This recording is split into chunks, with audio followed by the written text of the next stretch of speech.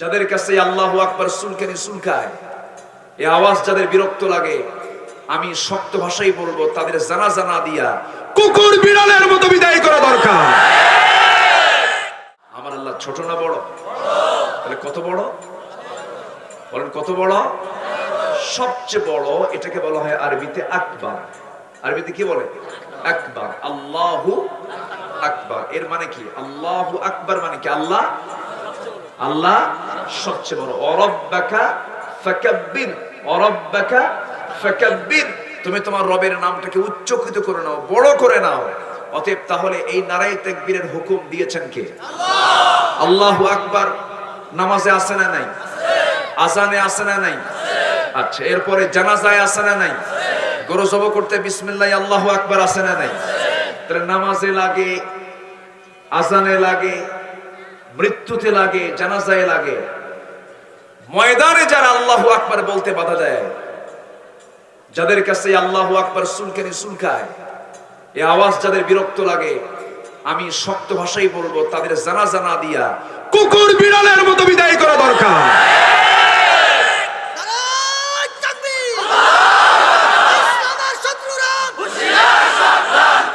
সম্মানিত ভাইরা, জন্ম নিয়েছে আজান শুনে, ঠিক না? জন্ম নিয়ে নেই। এবং বঙ্গবন্ধুর যে ভাষণ ছিল, তিনি যে ভাষণ দিয়েছেন, সেই ভাষণের শেষ স্লোগানও ছিল নারায়ে তাকবীর আল্লাহু আকবার।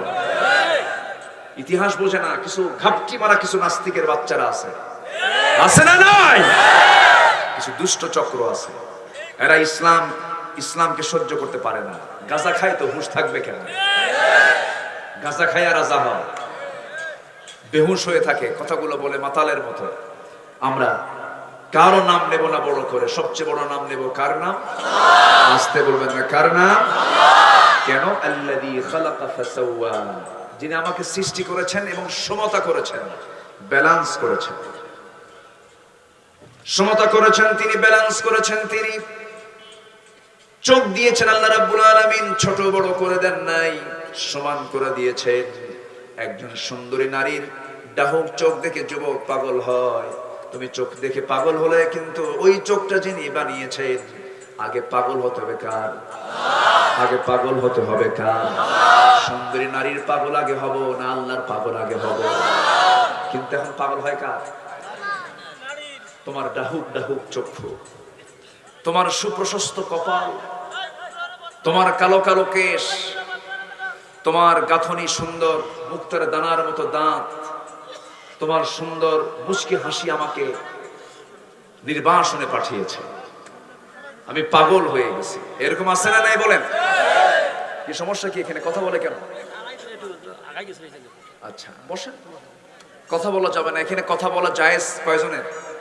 বলেন, কথা বলা জায়েজ কয়জন? একজন। একজনের কথা বলা জায়েজ আছে, না জায়েজ বলবেন, বুঝে নেন। এখানে কথা বলা জায়েজ কয়জনের? একজন। মসজিদে কথা বলা জায়েজ কয়জনের? একজন। এখানে সবাই কথা বললে তখন মাহফিল, তখন হবে বাজার। তখন কি হবে? বাজার। একটু ধৈর্য ধরুন, সময় খুবই কম তো। তবে আমি চেষ্টা করব সূরা আলার একটা সংক্ষিপ্ত নির্যাস আপনাকে দেবার জন্য। এলেম তো তেমন নাই, কিছু কথা বলতে চাচ্ছে। দেখেন, আমাদের কথা বলা খুবই স্পর্শকাতর। কয়েকদিন আগে কবর নিয়ে এবং রওদা নিয়ে, কবর এবং রওদা নিয়ে কিছু কথা গোটা দেশে হচ্ছিল। রাসূলের মকবরাকে, কবরস্থানকে কবর বলা যাবে না, রওদা বলতে হবে। আবার কেউ বলছেন না, কবর কবরই, মকবরাতুন নবী বলতে হবে।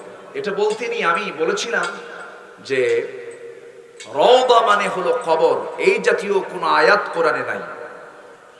এই কথাটাকে এদের ইউটিউবাররা কাটছাট কইরা আমারে উল্টা দিছে। উল্টা দেওয়া বুঝলেন তো? হুজুর বলেছেন রওদা শব্দ কোরআনেই নাই। আমি তো রওদা মানে তো বাগান, জান্নাত, জান্নাতের কথা আসছে। কিন্তু কবর, ওয়ালা তাকুম আলা কবরিহি, ওয়ালা তাকুম আলা কবরিহি, কবর শব্দ দিয়ে কোরআনেও সমাধিকে, মুসলমানদের যেটা মৃত্যুর পরে রাখা হয়, এটাকে কবরই বলা হয়, মাকবারা। বাকিল খারকাত, জান্নাতুল বাকি আমরা যে বলি, জান্নাতুল বাকির মূল এটা শব্দ না, মূলত শব্দ হচ্ছে বাকিল খারকাত। সেখানে 10,000 সাহাবী সেখানে শুয়ে আছেন। তো বিষয়টা হলো এই শব্দটা বোঝাতে গিয়ে আমি যার সাথে আমার স্লিপ টানো হতে পারে, রওদা শব্দ কোরআনই নাই, এটা হয়তো স্লিপিং হতে পারে, কিন্তু রওদা মানে কবর এই জাতীয় কোনো আয়াত নাই। এটাকে পেঁয়াজ লাগায় দিয়া একেবারে তুল খেলাম।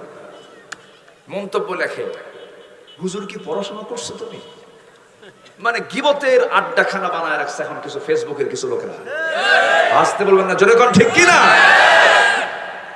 জ্ঞানী কোনদিন অন্যজনকে বোকা বলে না, জ্ঞানী অন্যজনকে জ্ঞানী বলে, বোকা অন্যকে বোকা বলে। ঠিক কিনা বলেন?